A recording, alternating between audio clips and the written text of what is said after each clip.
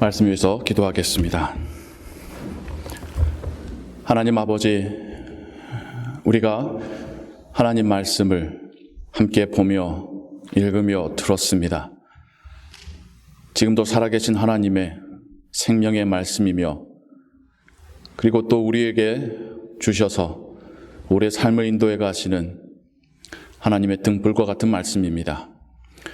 계속해서 이 말씀을 묵상하며 나눌 때에 성령 하나님께서 우리에게 지혜의 빛을 비추시사 그 말씀을 깨닫게 하시고 또 우리로 그 말씀에 순종할 수 있도록 도와주시옵소서. 예수 그리스도의 이름으로 기도하옵나이다. 아멘. 예수님의 비유 11번째 시간으로 너무나도 유명한 달란트 비유를 보며 들었습니다. 주일학교를 다녀보신 분이라면, 아니 교회를 다니지 않으신 분들도 알고 있는 비유가 아마 또 달란트 비유일 겁니다. 예수님께서 제자들에게 비유로, 이야기로 하나님 나라를 가르쳐 주시는데요, 어떤 주인이 먼 길을 떠나려고 하는데 종 3명을 불렀습니다. 그리고는 재능대로 5달란트, 영어 성경 보면 5 bags of gold, 그러니까 이만큼의 금 5백을 맡기고, 또 한 사람에게는 2개의 백을 맡기고, 또 한 사람에게는 1백을 맡겼습니다.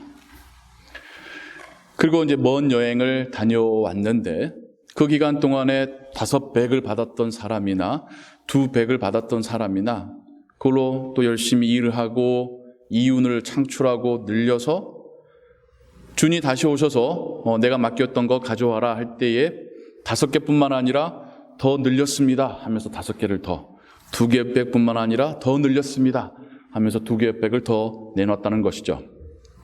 주인이 2 종에게 하는 칭찬이 똑같습니다.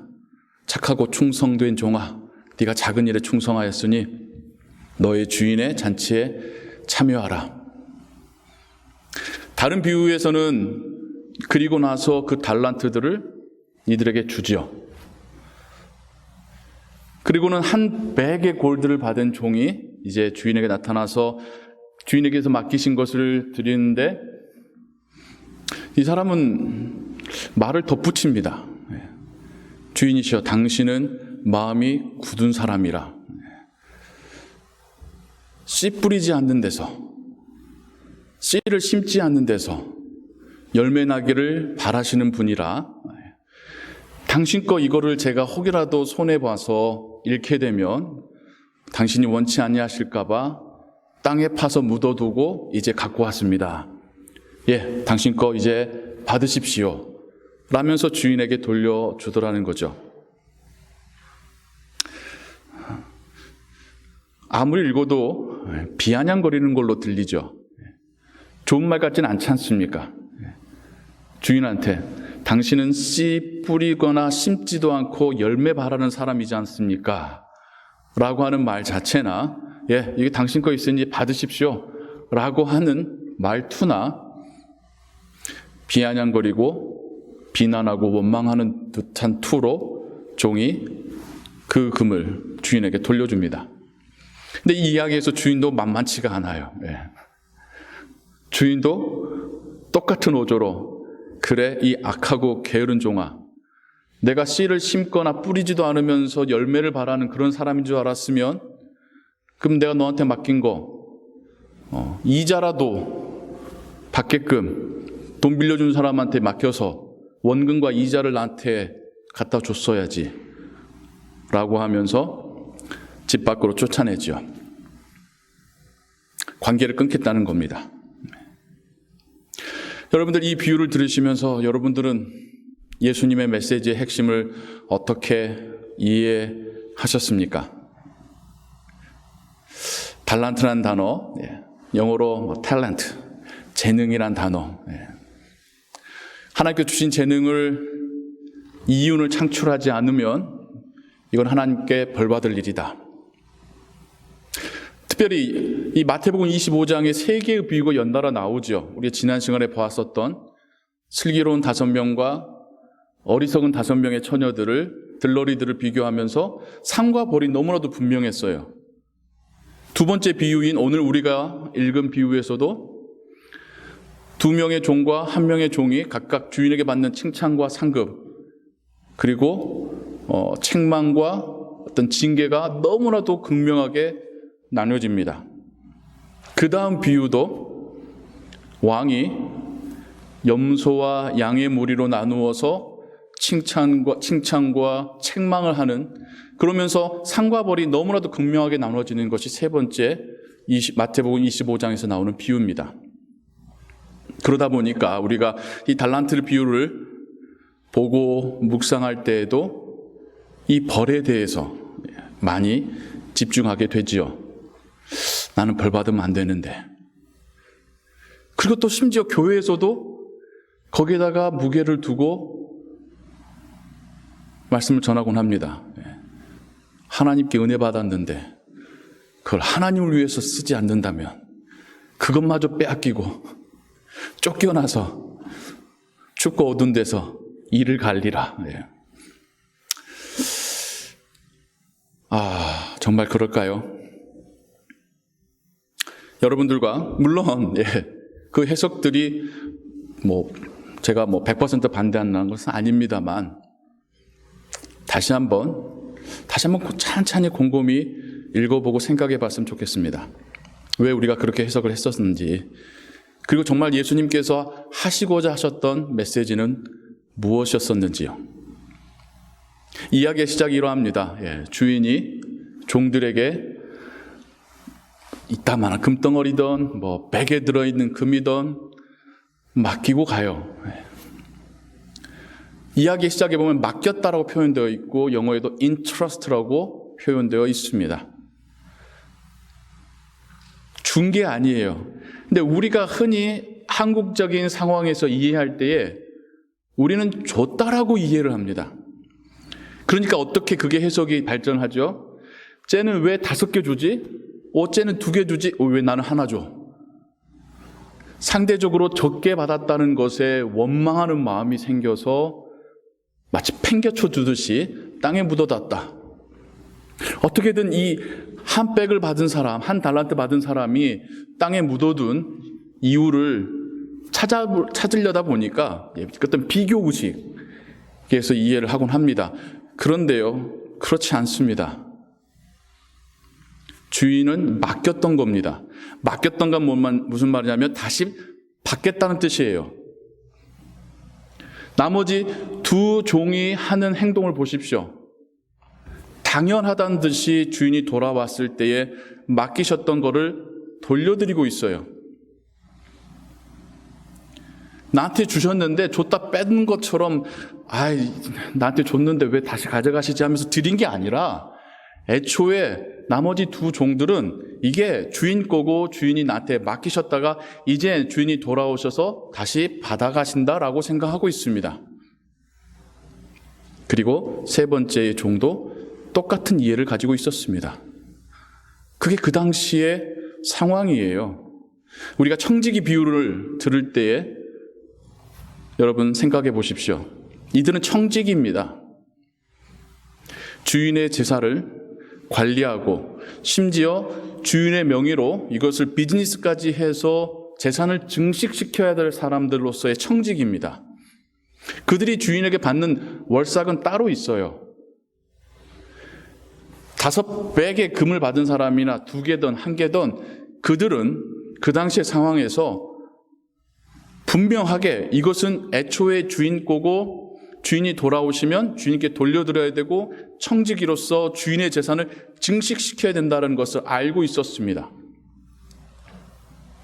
그래서 첫 번째, 두 번째는 그렇게 했어요. 근데 세 번째 사람은 생각이 좀 달랐던 것 같습니다. 그의 이야기들을 보면 분명히 주인에 대한 원망이 담겨져 있죠. 왜 원망했을까? 어차피 내게 아니면 5백을 받았다가 돌려드리던 2백을 받았다 돌려드리던 1백을 받았다 돌려드리던 다른 사람하고 비교하면서 원망할 필요는 없습니다. 아니 반대로 너무 많이 받았으면 그거를 잃거나 손해볼 확률이 더 높기 때문에 더 부담 가져야 되죠. 적게 받은 만큼. 근데 주인도 재능대로 맡겼다고 하니까요. 적게 받은 만큼 내가 지킬 수 있는 게 더 적구나. 더 감사할 일이죠. 많이 맡긴 자에게 많이 찾으시는 분이 주인이시니까요. 이 세 번째 종은 내게 아니라는 것에 마음을 뺏겼던 것 같습니다. 이만한 백의 금을 받았지만 이건 내 거 아니다.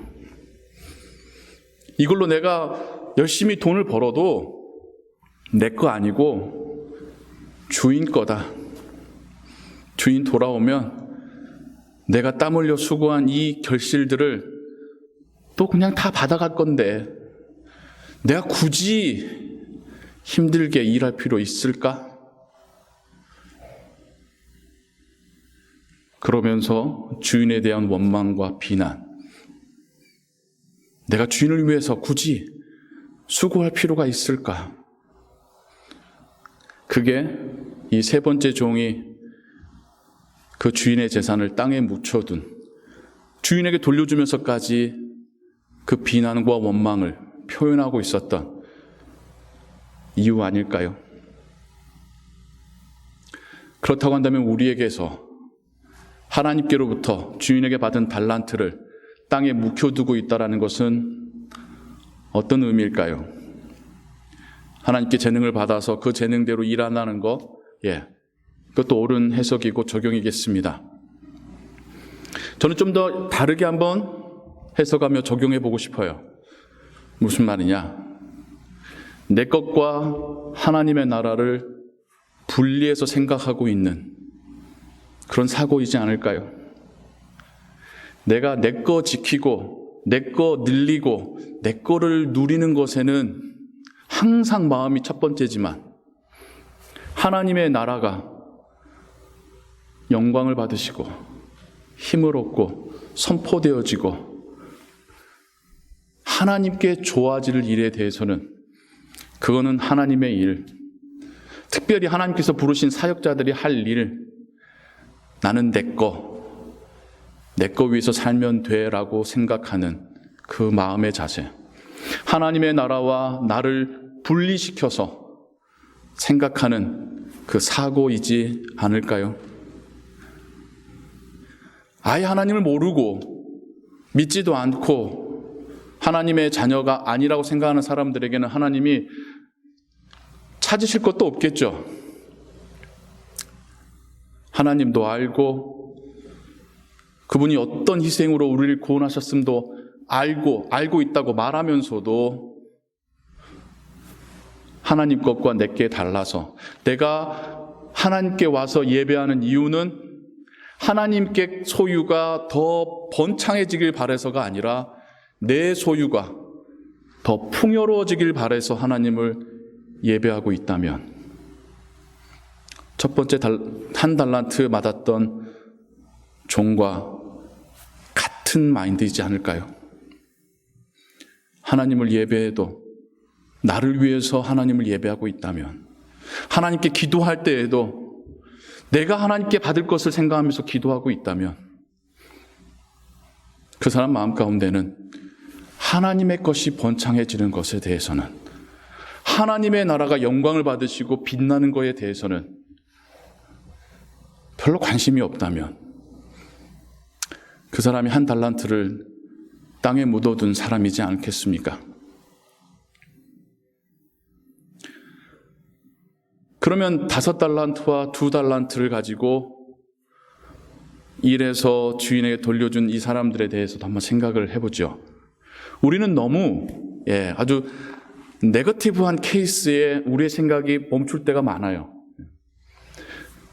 좋은 이야기가 더 많은데 벌받은 1명보다 칭찬받은 2명이 숫자적으로 더 많은데 우리는 2명에 대해서는 별로 관심이 없어요.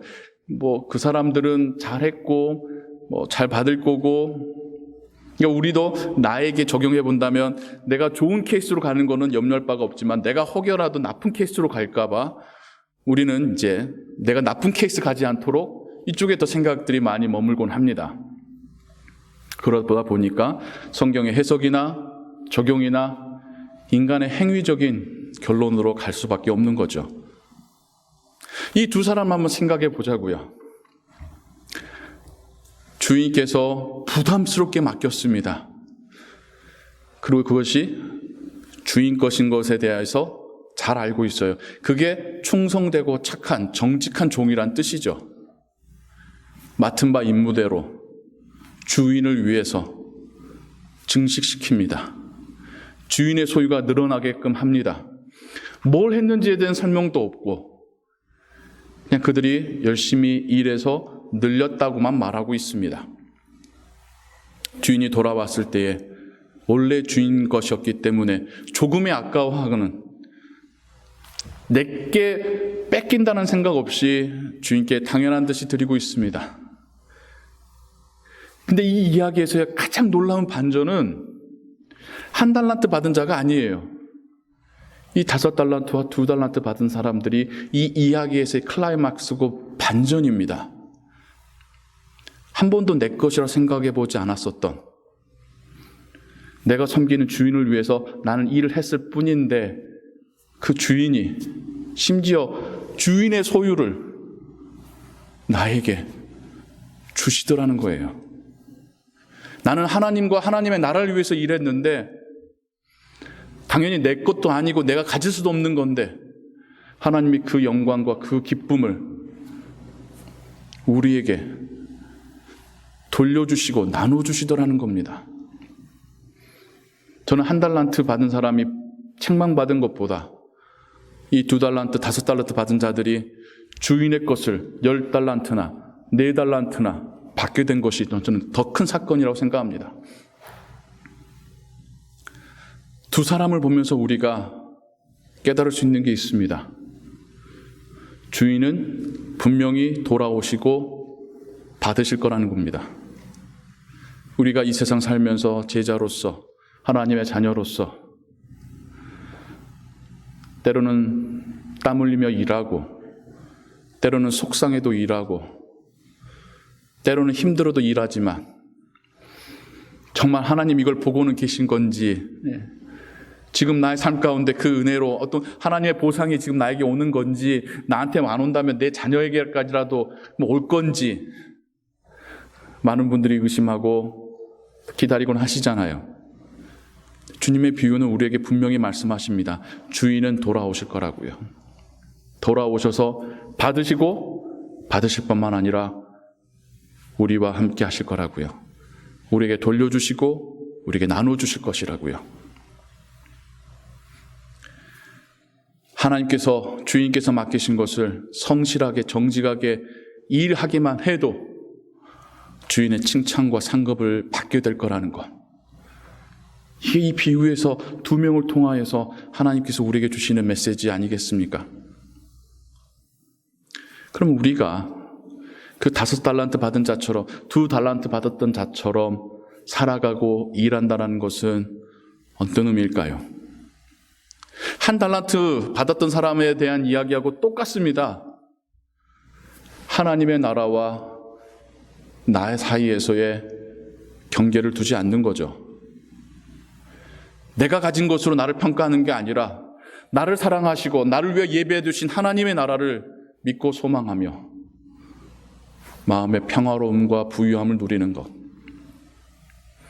나만을 위해서 일하는 게 아니라 하나님이 잘 되시도록, 하나님의 영광을 받으시도록, 하나님의 나라가 힘을 얻도록 일하면서 그게 마치 내가 잘 되는 것처럼 여기는 그 신앙의 자세. 그렇게 살아가는 것. 그게 5달란트와 2달란트 받았던 종들의 마음가짐이고 태도이지 않겠습니까? 우리의 삶 가운데 여러분 비즈니스 하실 수도 있고 직장에서 일하실 수도 있고 여러분의 자녀들 양육하시고 육아하실 수도 있습니다.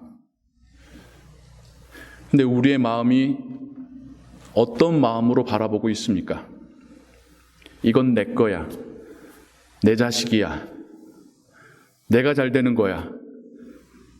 그건 하나님도 상관없고 내 이웃 사람도 상관없는 거야. 우선 내가 잘 되고 봐야 돼. 하나님, 저 먼저 잘 되게 해주세요.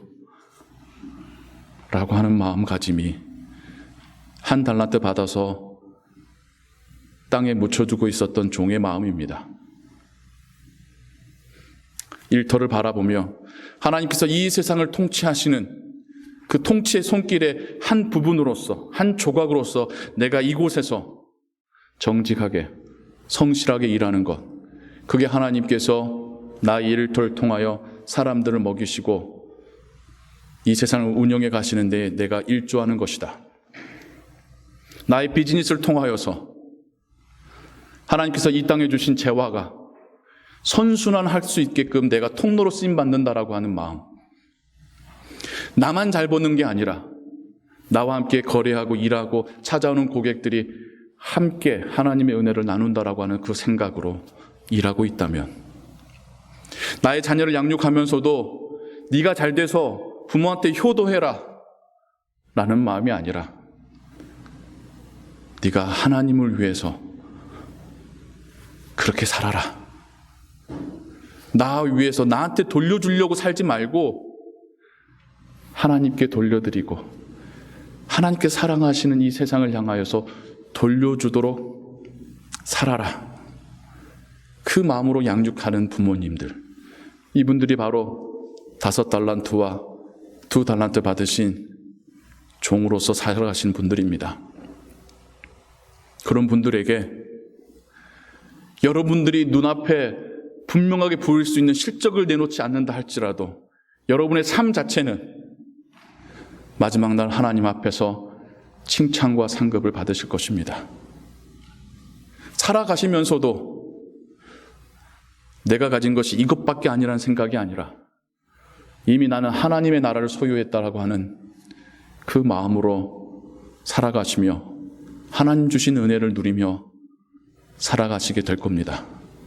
주님께서 제자들에게 축복하시면서 하셨던 말씀, 제자들의 삶에 비록 이 세상 가운데 고난을 받을 거지만 예수님으로 인하여서 마음의 평안과 쉼을 누릴 수 있을 거라는 그 말씀, 바로 이러한 마음으로, 이런 세계관으로, 이런 믿음과 신앙으로 살아가는 제자들에게 주시는 약속일 줄로 믿습니다. 성도님 여러분, 내 것만의 것이 아닙니다. 하나님께서 잠시 맡겨두신 것입니다. 하나님께 영광이 되도록, 하나님을 기쁘시게 하도록, 하나님의 나라가 이미 내 안에였음을 고백하며 살아가시는 주의 자녀와 제자 되시기를 예수 그리스도의 이름으로 축원합니다. 기도하겠습니다.